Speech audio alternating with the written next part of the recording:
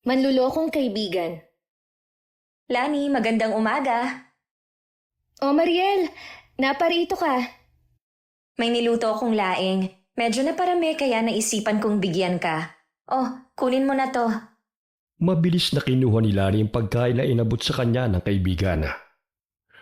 Mababakas niya naman sa mga mata nito ang lungkot kahit na nakangiti ito. Bukod pa ron, napansin niya rin ang pasasaka ng braso ni Mariela. Nangingitim at namamaga. Naku, nag-abala ka pa. Halika, pumasok ka na muna. Magkwentuhan tayo kahit sandali lang. Pasensya ka na kung baboy lang ang sahog ng laing ko. Ang mahal kasi ng hipon ngayon sa palengke eh. Sus, ayos lang no. Hindi naman ako maarte. Sandali nga. Sinaktan ka na naman ba ng asawa mo? Ang laki ng pasa mo ah. Oo. Inakala niya kasi na lalaki ko yung ka-meet up ko kanina. Customer lang naman yun sa mga frozen food na binibenta ko. Palagi ka na lang niyang sinasaktan. Bakit hindi mo na lang siya iwan? Hindi makatingin ng diretso sa kanya ang kaibigan sa sinabi niyang yun. Maya-maya pa'y bumuhos na ang mga luha ni Mariela at naramdaman naman ni Lani ang bigat na dinadala ng kababata. Mabuti ka pa, Lani. Maayos at mabait ang napangasawa mo. Samantalang ako ito, palaging binibigyan ng sama ng loob. Alam mo, pinapanalangin ko na sana makaalis ka sa ganyang sitwasyon.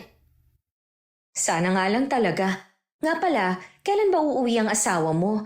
Di ba matagal na yun sa Saudi? Baka mamaya may babae na siya ron. Ano ka ba? Tinatapos lang niya yung kontrata niya. At pagkatapos nun, mananatili na siya rito. Kasama namin. Mabuti naman. O siya, sige na, aalis na ako. Baka hinahanap na ako ng mister ko. Sandali! Kunin mo tong putsero na niluto ko. Hindi ako makakapayag na ikaw lang ang magbibigay ng ulam sa ating dalawa. Maraming salamat. Halos magkapatid na ang turingan na magkaibigan. Simula elementarya ay malapit na sila sa isa't isa. Maraming bagay silang napagkakasunduan. Nagkaroon ng reunion ng batch nila noong high school. Magkasama silang dumalo, ngunit hindi naging maayos ang pagkikita nilang lahat. Narinig nilang pinag-uusapan ng dalawang kaklase nila na sila lamang ang hindi nakapagtapos ng college noon. Sa inis ni Mariela ay nagawa niya itong ipagtanggol sa mga ito. Hanggang sa napunta na sa gulo ang kanilang pagdiriwang. Kaya naman pareho nilang nilisan ng lugar kahit hindi pa tapos ang reunion. Dapat pala hindi na tayo pumunta sa reunion. Sumama lang ang loob ko. Pasensya ka na, Lani, kung pinilit kitang pumunta ron. Akala ko kasi magiging maayos ang pagkikita nating lahat. Hayaan mo na yun. Sa totoo nga niyan nagpapasalamat ako dahil palagi mo na lang akong ipinagtatanggol sa lahat. Kapatid na ang turing ko sa'yo. Kaya nasasaktan ako kapag nilalait ka ng iba. Tsaka ano naman kung hindi ka nakapagtapos ng college? Ang importante, maayos at maganda ang buhay mo ngayon. Nakakainggit ka nga kasi may mabait kang asawa at binibigay lahat ng gusto mo. Samantalang yung mister ko, barumbado na nga, tamad pa. Nakapagkolehiyo ako, pero ganito ang buhay ko. Online seller lang ang binagsakan. Nakaramdam ng lungkot si Lani sa sinabing yon ng kanyang kaibigan. Naisip nito na kahit papano ay mapalad pa rin ang naging buhay niya. Hindi siya nakapagtapos ng college dahil kinailangan niyang mamasukan bilang kasambahay para makatulong sa kanyang mga magulang noon. Tanging si Mariel ang naging sandalan niya sa lahat. Nang magkaroon siya noon ng sakit, ay itong nag-alaga sa kanya.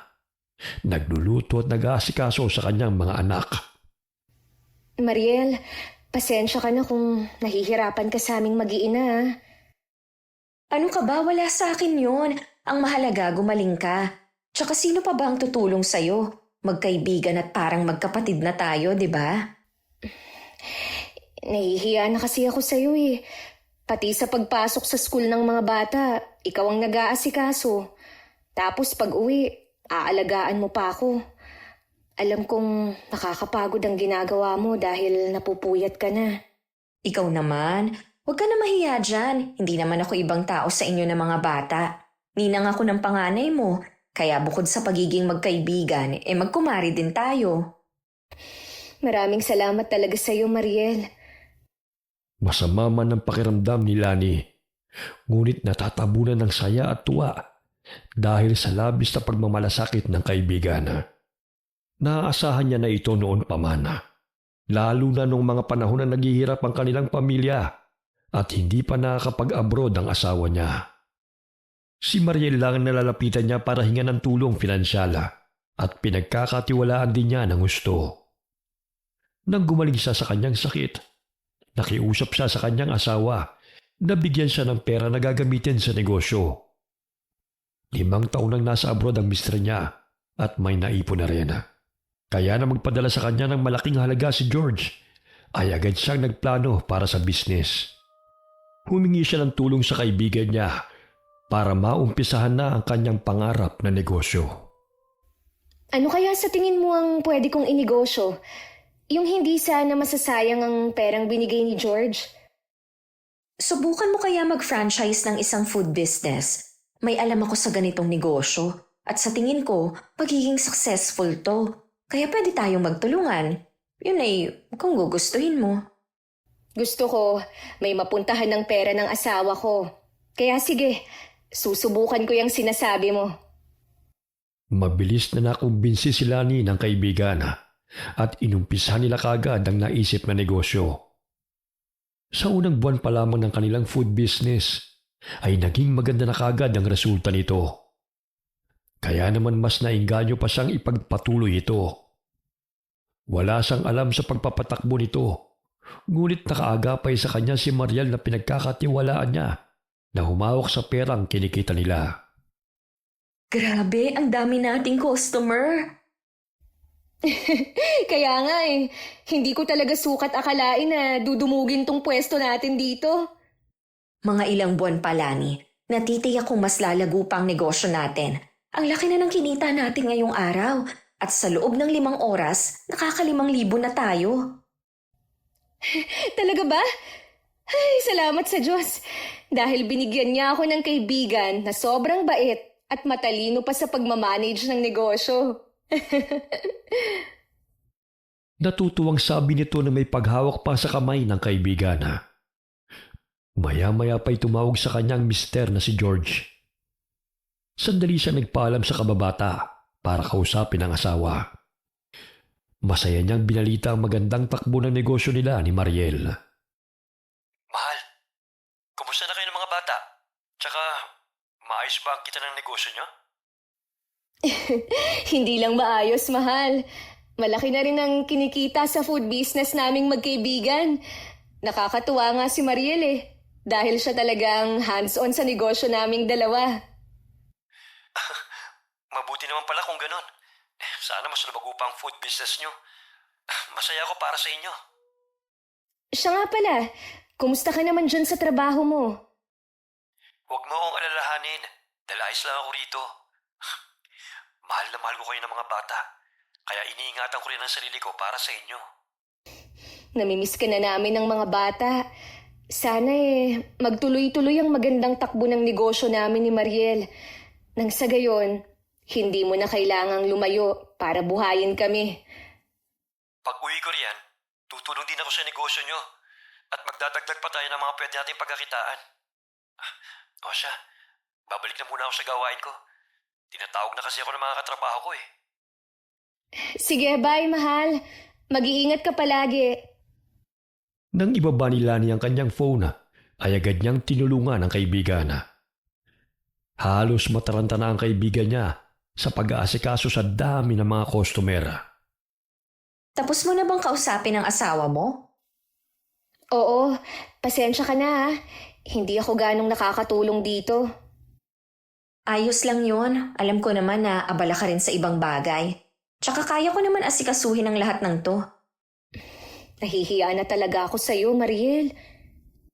Tumigil ka nga. Pareho tayong naghirap na simula ng negosyong to. Kaya wag mong iisipin na ako lang ang napapagod. Salamat talaga sa'yo, Mariel ah. Kung wala ka, hindi ko rin masisimulan ng food business na to. Mag-focus ka na lang sa mga bata. Ako nang bahala sa negosyo natin. Promise, hindi ko to pababayaan.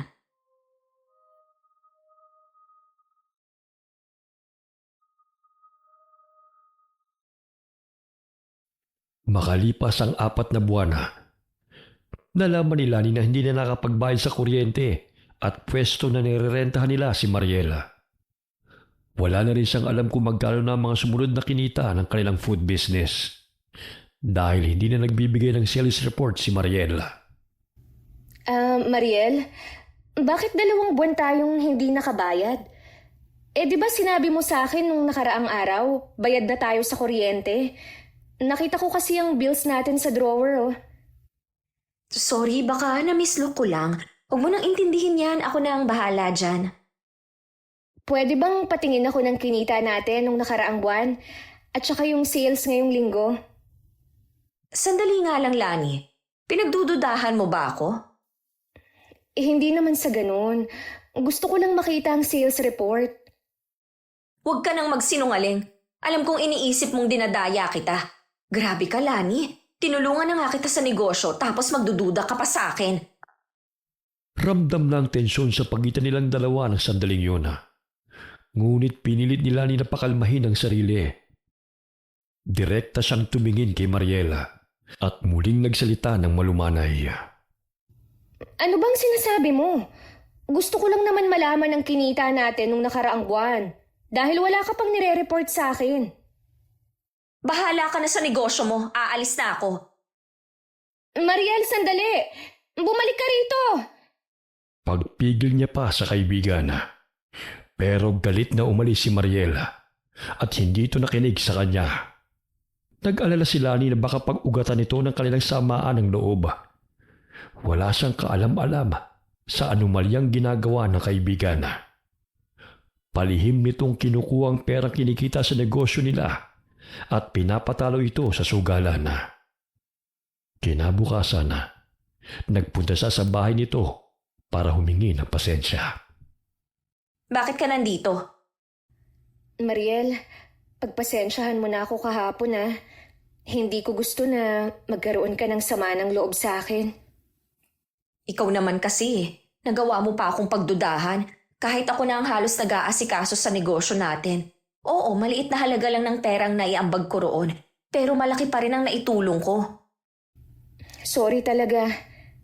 O sige na, pasalamat ka, kaibigan kita. Masayang nagyakap ang magkaibigan na parang walang nangyari. Muli nilang pinagpatuloy ang kanilang negosyo, subalit nauwi na ito sa pagkalugi. Hirap nang solusyonan ni Lani ang problema, kaya nakaramdam siya ng lungkot at pagkadismaya. Ang mas masakit pa roon nalaman nito na pinatalo lang pala sa sugal ni Mariel ang kinikita sa food business. Sa tulong ng pinsan nito na nakapagsumbong sa kanya. Sa puntong iyon ay nanuot na ang galit sa puso niya at tuloy na silang nagkaroon ng hidwaan. Ang masamang pangyayaring iyon ay sinabayan pa ng madalas na pagkakasakit ng kanyang bunsong anak. Naubos na ang kanyang pera at hindi niya masabi sa asawa ang pagkalugi ng kanilang negosyo dahil ayaw niya mag-alala ito sa trabaho. Lalo na't kakapadala pa lamang ito ng pera. Maging yun ay naipambayad na niya sa may-ari ng inuupahan nilang pwesto dahil siya na ang kinukulit nito sapagkat hindi na nito mahagilap si Mariel. Mama, nilalagnat po si Bunso. Kailangan na po natin siyang dalhin sa ospital. Painumin na lang muna natin siya ng gamot, anak. Ubus na talaga ang perang naipon ko eh. Lahat ipinagkatiwala ako sa ninang mo, pero nauwi lang sa pagkalugi. Hindi ko na alam ang gagawin ko. Mama, ano po bang may tutulong ko sa inyo? Bantayan mo na lang muna ang kapatid mo, anak. Gagawa ko ng paraan upang maipagamot siya sa doktor. Nangutang ng pera si Lani sa mga kakilala nito at ipinangakong babayaran kapag nagpadala na ang asawa. Nalaman niya mula sa hipag ni Mariela na madalas itong pumunta sa sugalan. At sa araw na yon, naroon na naman ito. Kaya hindi mahagilap ng mga taong naniningil sa kanya. Kumuyom ang kamao ni Lani nang marinig yun. Ngunit mas minabuti niyang isugod ang anak sa ospital at pinabantayan na lang muna sa kanyang pinsan. Pinuntahan niya ang sugalan kung saan naroon si Mariela. Nadatnan niya roon na masaya itong naglalaro. Masarap bang lustayin ng perang hindi sa'yo? Ang kapal ng mukha mo, Mariel. Pinagkatiwalaan kita dahil kapatid na ang turingan nating dalawa. Tapos pagnanakawan mo lang ako. Pwede bang wag kang mag-iskandalo rito, Lani? Mamalasin ako sa ginagawa mong yan eh. Paano hindi mag-ieskandalo? Nasa ospital ang anak ko. Kailangan ko pang mangutang para maipagamot siya. Habang ikaw, nagpakasaya sa perang ninakaw mo sa akin. Napakawalang ya mo, Mariel! Umalis ka na kung ayaw mong patulan kita rito, buwisit! Hinawi ni Lani ang daliri ni Mariela na nakaduro sa mukha niya. Hindi siya natinag sa pagbabanta ng kaibigan. Ngunit nagawa pa siya nitong itulak at doon na nagsimula ang kanilang sakitan. Inawat naman sila ng gwardiya na tinawag ng mga taong nasa pasugalan. Pareho silang nagtamo ng galo sa katawan at nanuot ang matinding galit sa puso nila. Tandaan mo to, Mariel. Kakarmahin ka rin sa lahat ng ginawa mo sa akin. Hindi ako natatakot dahil hindi ko kasalanan ng pagiging tanga mo. Hindi ka ba nakakaramdam ng konsensya sa ginawa mo? Akala ko mapagkakatiwalaan kita. Yun pala hindi. Umalis ka na nga! Nanggugulo ka lang dito eh. Bago siya umalis ng pasugalan, ay matalim niyang tinitigan si Mariela. Hindi niya matanggap na trinaydor siya nito. Samantala, umiiyak siyang bumalik sa ospital. Nalaman niya mula sa doktor na humihina ang heartbeat ng anak niya at may sakit na rin itong pneumonia at nangangailangan ng malaking halaga. Gulong-gulo na ang isipan ni Lani dahil sa sunod-sunod na problema na kanyang kinakaharap. Tinawagan niya ang asawa upang humingi ng pera. Ngunit sinabi nito na wala pa itong may papadala dahil kakasahod lamang nito at naipadala na yon sa kanila. Hindi ko na alam ang gagawin ko, anak. Sorry kung malaki ang pagkukulang ko sa inyo, ha. Ang perang dapat ay para sa inyo ay ginamit ko para sa negosyo. Sa pag-aakalang doble ang kikitain ko ron. Para din naman sana sa kinabukasan niyo yun eh. Kaso nga lang, niloko ko ng taong lubos kong pinagkatiwalaan. Mama, wala po kayong kasalanan. Kaya huwag niyong sisihin ang sarili niyo. Ilang sandali pa'y binalita ng doktor na biglang tumigil ang tibok ng puso ng pasyente. Ginawa na nila ang lahat upang maisalba ang anak ni Lani. Ngunit bumigay na ang katawan ng bata. Humagulgol ng malakas si Lani at matinding pagkasuklam na ang nararamdaman niya para kay Mariela. Hindi niya pinaalam kay George na namatay ang kanilang anak. Sa takot na hindi matanggap ng asawa at hindi ito makapag-focus sa trabaho. Mama, hindi po ba natin sasabihin kay Papa ang nangyari kay Bunso? Paano kung tumawag siya at gustong kausapin si Angel? Hindi ko pa kayang sabihin sa papa mo ang nangyari, anak. Lalo na't hindi siya makapag-focus sa trabaho at baka maaksidente pa siya. Malapit na naman ang bakasyon niya eh. Kaya ipaliliwanag ko na lang sa kanya kapag nakauwi na siya. Nang mailibing ang kanyang anak, nagtungo siya sa lugar ng tiyahin na matagal nang tinalikuran ng kanilang pamilya dahil sa karunungan nito sa pambabarang. Dahil sa puot na naramdaman sa kaibigan, ay naisipan niyang pahirapan ito. Anong masamang hangin na nagdala sa'yo rito, ha? Bakit ka na pa rito? Alam kong hindi pa rin nawawala ang galit niyo sa pamilya namin. Pero Tia Susan, kailangan ko ho ng tulong niyo. Gusto kong bigyan niyo ng parusa ang taong nagkasala sa akin.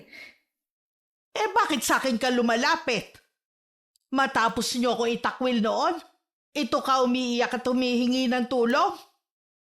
Nanindig ang mga balahibo ni Lani nang makita sa mga mata ng tiyahe na matagal na nitong kinikimkim na galit. 20 taon na ang nakakalipas nang itakwil ito ng kanilang pamilya dahil sa pagiging mambabarang. Hindi rin niya sukat akalain na hihingi siya rito ng tulong ngayon. Hindi ko gustong layuan kayo. Pero yun ang utos ni nanay sa akin noon. Tia Susan, ikaw na lang ang pag-asa ko para makaganti ako sa taong trumaydor sa akin. Kaya sana tulungan mo ko. Hindi basta-basta ang pagpataw ng sumpa sa ibang tao. Huwag kang hihingi sa akin ng tulong kung hindi ka sigurado sa gagawin mo. Desidido na ako sa gagawin ko. Kaya pakiusap, tulungan niyo na ako. Tumalikod sa kanya si Tia Susana at kinuha ang isang transparent na garapon na may lamang alupihan. Inabot ito sa kanya, kasama ang isang kapirasong papel na mayroong nakasulat na orasyon. Nang kunin naman ni Lani ang bagay na ibinigay ng tiyahe nakaramdam siya ng panlalamig ng katawan. Banggitin mo ang mga salitang nasa papel na yan bago simulan ng pagdarasal. Ano po ba ito? Gusto mong makagante, hindi ba? Opo. Kung ganun, sumunod ka sa ipapagawa ko. Kumuha ka ng litrato niya at ilagay sa garapon. Kapag naging malikot ang alupihan sa loob, buhusan mo ng langis na ito. Kung gusto mo namang mas paigtingin pa ang pagpapahirap sa kanya, gawin mong 2 beses sa isang gabi ang pagdarasal. At 3 beses naman sa pagbigkas sa orasyon na binigay ko. Sana maayos kong magawa ang lahat ng sinabi niyo. Huwag ka mag-alala. Dahil magsasagawa rin ako ng ritual gabi-gabi para palakasin ang sumpa. Kailangan mo lang gawin ang inuutos ko para matulungan akong patibayin ng orasyon. Kunin mo na tong langis at simulan mo na mamaya ang pagdarasal. Kinuha ni Lani ang langis na inabot ni Tia Susana at pinagmasdan ito. Wala siyang ideya kung ano magiging resulta ng gagawin. Pero gusto niyang maparusahan si Mariela. Pagka-uwi niya, nilagay niya sa altar ang garapon at kailangan niya itong dasalan sa tuwing sasapit ang 6:00 ng hapon. Ngunit ang isasagawa niya na ang orasyon ay bigla na lamang nagbago ang kanyang isip. Napagtanto niya na hindi niya pala kayang gumanti gamit ang masamang pamamaraan. Kaya binalik niya sa tiyahin ang mga bagay na ibinigay nito sa kanya. Pasensya na kung binabalik ko na sa inyo ang mga bagay na ito, Tia. Eh bakit naman, Lani? Dahil hindi ko pala kayang maging kasuklam-suklam sa paningin ng Diyos. At takot akong mahusgahan ng iba. Mabuti naman at nanaig pa rin sa'yo ang pagiging mabuting tao. Pero dapat mo pa rin bigyan ng leksyon ang taong nanloko sa'yo. Sa paraan na hindi ka magiging masama sa paningin ng iba. Umuwi ka na at magdasal para sa ikapapanatag ng kalooban mo. Tama kayo, Tia Susan. Dapat ko pa rin bigyan ng leksyon ng kaibigan kong yon. Pero hindi ako tutulad sa kanya na gagawa ng kasalanan. Nang sandaling yun ay gumaan ang loob ni Lani.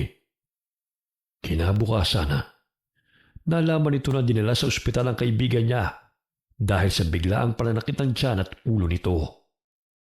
Nagawa niya naman itong dalawin para tingnan ang kalagayan ng kaibigan. Anong ginagawa mo rito? Ano pa ba?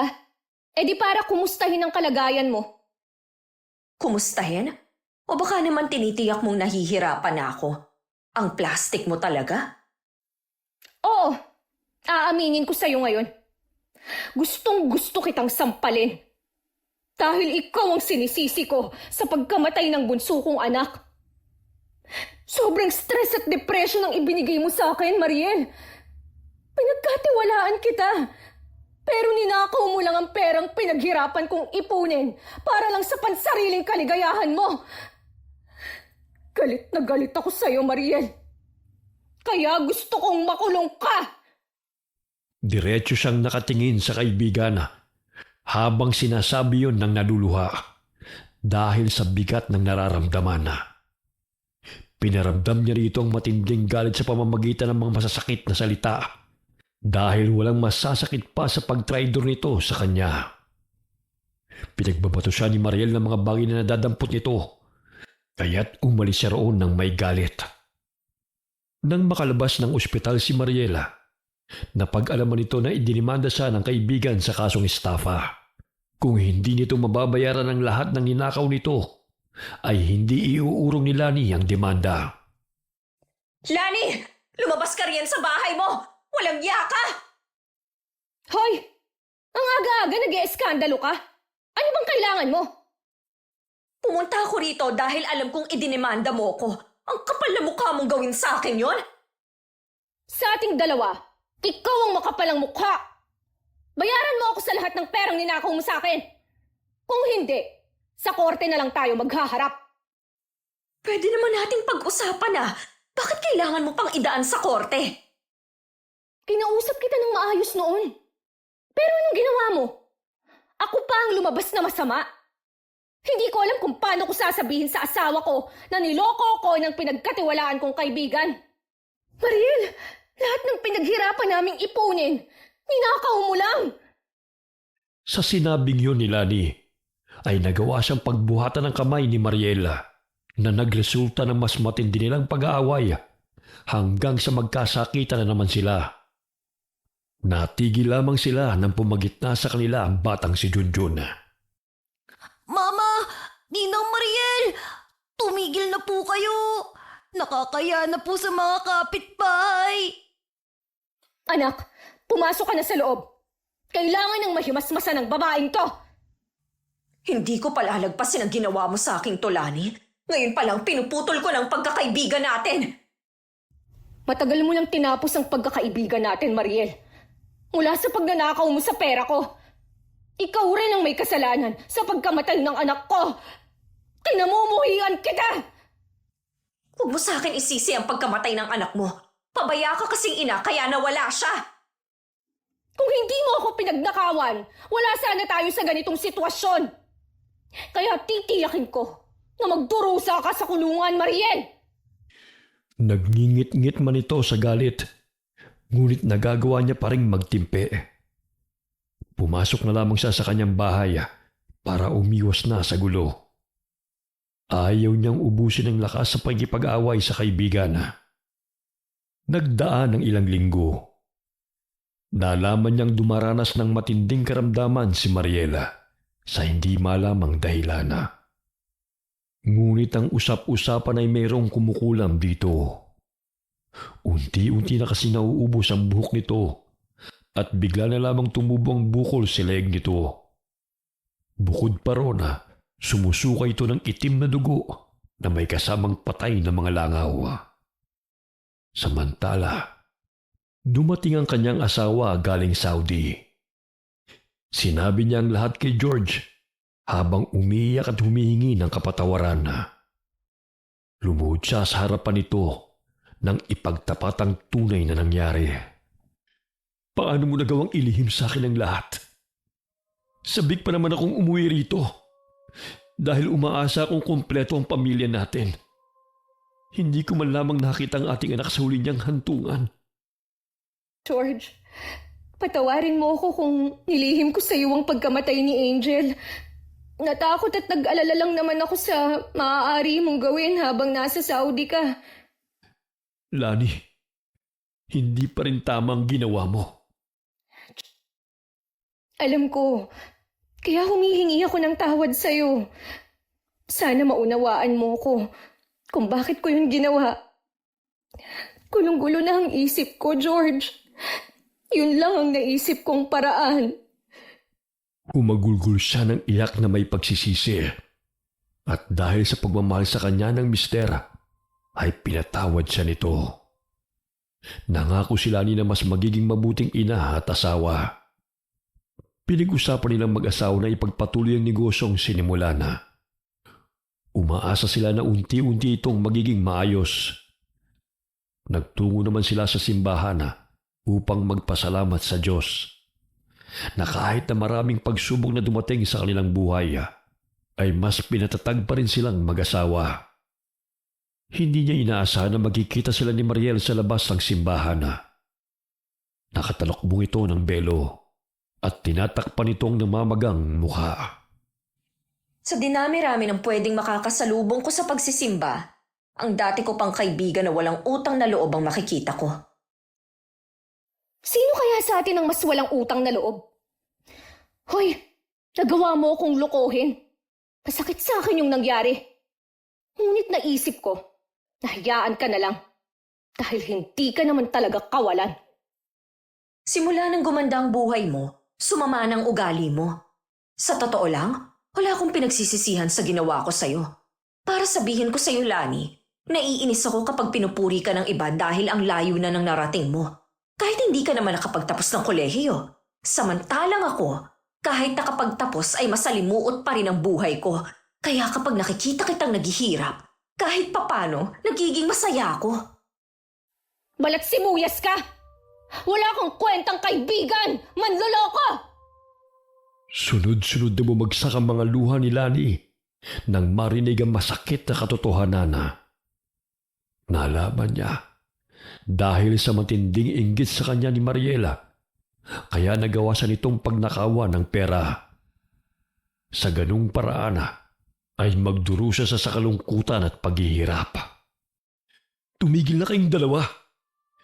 Nasa simbahan tayo. Kasalanan sa Diyos ang mga lumalabas sa bibig niyo. Pagsabihan mo yung asawa mo, George. Dahil kapag hindi ako nakapagtimpi sa kanya, baka manghiram na siya ng mukha sa aso. Sige, gawin mo! Hindi ako natatakot sa'yo. Nagtataka talaga ako kung paano ka nakakapasok sa simbahan Galit na sinabi ni Lani at nagawa niya pang pigilin ang pagdapo ng kamay ni Mariel sa kanyang mukha. Nakakaramdaman siya ng konting awa rito. Ngunit natatabunan din ito ng galit dahil walang pagsisisi ang kaibigan sa panloloko nito. Ang kanilang hidwaan ay mas lumalim pa nang magpatingin ang kababata sa albularyo at sinabi ng manggagamot na may taong nagbabarang sa kanya. Nagulat si Lani nang biglang sumugod si Mariel sa pwesto ng food business niya at pinaratangan siya ng kasalanan na hindi niya ginagawa. Hayop ka talaga, Lani! Sagad na ang kabaliwan mo! Ano na naman bang pinagsasasabi mo, ha? Pati ba naman dito, gagawa ka ng iskandalo? Wala ka na ba talagang kahihiyan? Hoy, siraulo ka! Akala mo hindi ko malalaman na pinabarang mo ko? Huwag mong subukang itanggi dahil ang mismong albularyo na ang nagsabi na ang taong may malalim na galit lang sa akin ang makakagawa ng karamdaman kong ito. Wala akong alam sa pinagsasasabi mo, Mariel. Hindi ko na nga rin tinuloy ang pagkaso sa'yo dahil gusto ko na ng katahimikan. Giit pa niya na may kalmadong boses. Bagamat hindi siya pinaniniwalaan ng dating kaibigan at nagpatuloy lamang ito sa pag-iiskandalo. Hanggang sa mabulabog at umalis na lamang ang mga customer niya. Sa puntong yun ay parang hindi niya na kaya magtimpi pa kay Mariela. Ngunit pilit niyang pinapakalma ang sarili dahil naaawa siya sa kalagayan nito. Gagantihan kita, Lani. Tandaan mo yan. Ipaparanas ko rin sa yung ginawa mo sa akin. Alam ng Diyos na wala akong ginagawang masama sa'yo. Lahat ng paghihiganti na naisip ko, hindi ko tinuloy. Dahil kahit papano, naaawa pa rin ako sa'yo. Sinungaling ka. Walang ibang gagawa nito sa akin kundi ikaw lang. Dahil sa akin mo sinisisi ang pagkamatay ng anak mo. Kahit mamatay man ako ngayon o bukas, paninindigan ko pa rin na wala talaga akong kinalaman sa nangyayari sa'yo. Kaya umalis ka na, bago pa kita ipakaladkad sa mga pulis. Sa pagbabantang yun ni Lani, ay natigilan si Mariela. Ngunit hindi rin natatapos ang lahat. Naghanap rin ng mambabarang si Mariela upang ibalik sa taong bumarang sa kanya ang sumpa. Samantala, kumalat ang usap-usapan sa kanilang lugar ang di umanong pambabarang niya kay Mariela. Nang makarating ito sa kanyang asawa, ay kinumpronta siya ni George. Magsabi ka nga sa akin ng totoo, Lani. May katotohanan bang paratang nila sa'yo? Ikaw ba talaga nagpabarang kay Mariel? Wala akong kinalaman sa karamdaman niya. May matindi akong galit sa kanya, oo. Pero hindi ko kayang gumawa ng masama. Sinubukan ko mang lumapit sa tiyahin ko para ipabarang siya. Ang kaso, natakot akong ituloy ito. Mabuti naman kung ganon. Ramdam ko na nagsasabi ka ng totoo. Kaya pasensya ka na kung naitanong ko sa iyo ang bagay na yan. Ayos lang yun. Ang importante, maayos pa rin ang samahan ng pamilya natin. Mahigpit siyang niyakap ng asawa habang pinupunasan ang kanyang mga luha. Sa katunayan na, nasasaktan siya sa mga nangyayari sa kanila ng kaibigan na. Hangad niya na matapos na ang kanilang pag-aaway dahil napapagod na rin siya sa paulit-ulit nilang pagtatalo. Ngunit sa tingin niya hindi na sila magiging maayos. Hanggang isang araw, nagulat na lamang siya na muling magtungo sa bahay nila si Mariela. Umiiyak ito't mukhang nanghihina na rin. Nalaman na ng kababata na ang taong nagpabarang sa kanya ay ang mismong pinagkakautangan nito at siyang kasakasama nito sa paglalaro sa kasino. Lani, pwede ba tayong mag-usap? Kung naparito ka para awayin na naman ako, mas mabuti pa na umalis ka na lang. Sa totoo niyan, narito ako para humingi ng tawad sa'yo. Patawarin mo ko sa mga kasalanan na nagawa ko. Alam ko na hindi ikaw ang may kagagawa ng karamdaman ko, kundi ang taong pinagkakautangan ko ng malaki. Paano mo nasabi yan? Naghanap ako ng mambabarang na kaya kang gantihan. Umaasa ako na sasapitin mo rin ang paghihirap na nararanasan ko. Ngunit hindi nangyari yun sa'yo dahil ang taong pinagkakautangan ko ang siyang tunay na nagpabarang sa akin at ito ang nagdusa. Makalipas lang ang halos 3 linggo, binawian na siya ng buhay. Ilang araw akong umiiyak at nagsisisi sa ginawa ko. Lani, sana mapatawad mo ko. Hindi sukat akalain ni Lani na luluhod sa kanyang harapan ng kaibigan at magmamakaawang patawarin niya ito. Sa pagkakataong yun ay tuluyan ng lumambot ang puso niya. Tumayo ka na riyan at punasan mo na ang mga luha mo. Pinapatawad na kita. Hindi ko na rin kinakayang makita na nahihirapan ka ng ganyan. Kaya tutulungan kitang gumaling sa tulong ng tiyahin ko. Sabay na bumuho sa mga luha na magkaibigan at parehong pinagsisisihan ang kanilang mga nagawang pagkakamali. Tinupad ni Lani ang sinabi nito kay Mariela, kaya sinamahan nito ang kaibigan sa tiyahin hanggang sa lubusan na itong gumaling. Ang paggawa ng masama sa kapwa ay walang maidudulot na maganda sa ating buhay. Kahit ano pang nagawang kasalanan ng iba, ay matuto tayong magpatawad nang sa ganon magkaroon tayo ng tahimik na pamumuhay. Wakas.